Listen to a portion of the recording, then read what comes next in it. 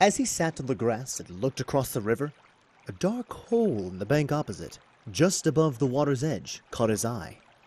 And dreamily he fell to considering what a nice, snug dwelling place it would make for an animal with few wants and fond of a bijou riverside residence above flood level and remote from noise and dust. As he gazed, something bright and small seemed to twinkle down in the heart of it, vanished, then twinkled once more like a tiny star. But it could hardly be a star in such an unlikely situation. It was too glittering and small for a glowworm.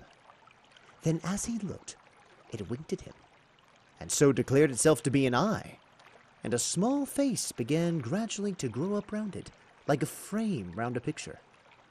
A brown little face with whiskers.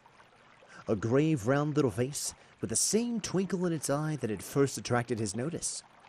Small neat ears, and thick silky hair. It was the water rat. Then the two animals stood and regarded each other cautiously. "Hello, Mole," said the water rat. "Hello, Rat," said the mole. "Would you like to come over?" inquired the rat presently. "Oh, it's all very well to talk," said the mole, rather pettishly, he being new to a river and riverside life and its ways. The rat said nothing, but stooped and unfastened a rope and hauled on it, then lightly stepped into a little boat which the mole had not observed. It was painted blue outside and white within, and was just the size for two animals, and the mole's whole heart went out to it at once, even though he did not fully understand its uses. The rat sculled smartly across and made fast. Then he held up his forepaws. The mole stepped gingerly down. "Lean on that," he said. "Now then, step lively." And the mole, to his surprise and rapture, found himself actually seated in the stern of a real boat. A cooking stove, lockers, bookshelves, a bird cage with a bird in it, and pots, pans, jugs, and kettles of every size and variety.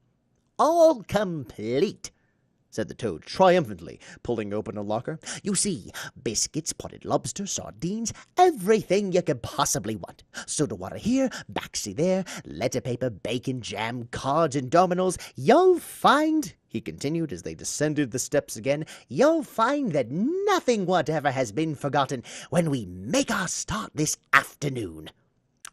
"I beg your pardon," said the rat slowly as he chewed a straw, "but did I overhear you say something about we and start and this afternoon?"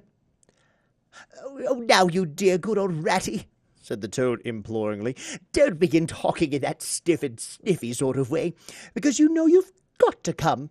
I can't possibly manage without you, so please consider it settled, and don't argue.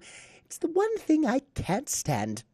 You surely don't mean to stick your dull, fusty old river all your life, and just live in a hole in a bank and boat? I want to show you the world. I'm going to make an animal of you, my boy." "I don't care," said the rat doggedly. "I'm not coming, and that's flat. And I am going to stick to my old river and live in a hole and boat as I've always done. And what's more, Mole's going to stick to me and do as I do. Aren't you, Mole?"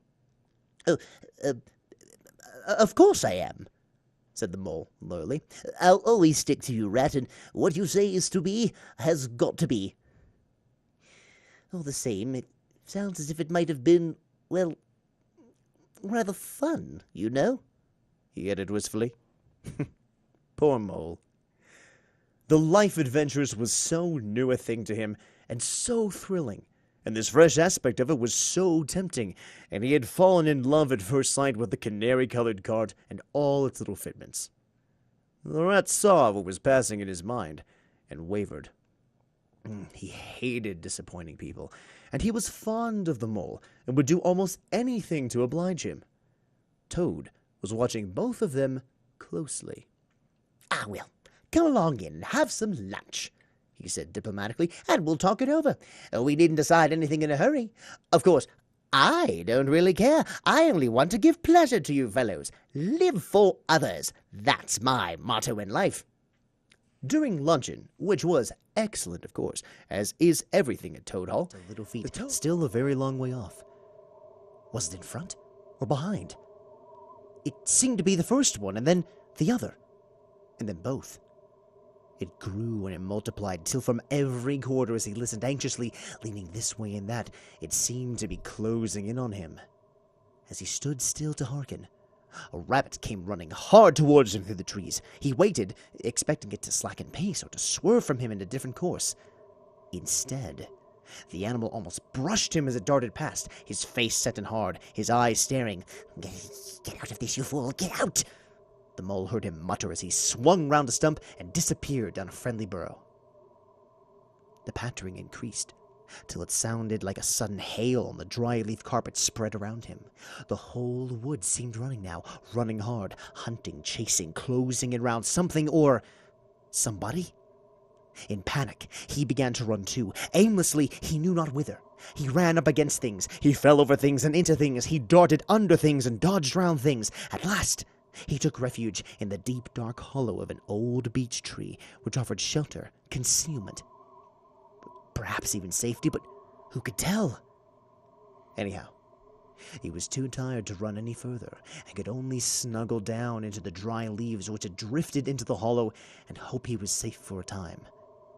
And as he lay there, panting and trembling, and listened to the whistlings and the patterings outside, he knew it at last, in all its fullness, that dread thing which other little dwellers in the field and hedgerow had encountered here, and known as their darkest moment, that thing which the rat had vainly tried to shield him from, the terror of the wild wood.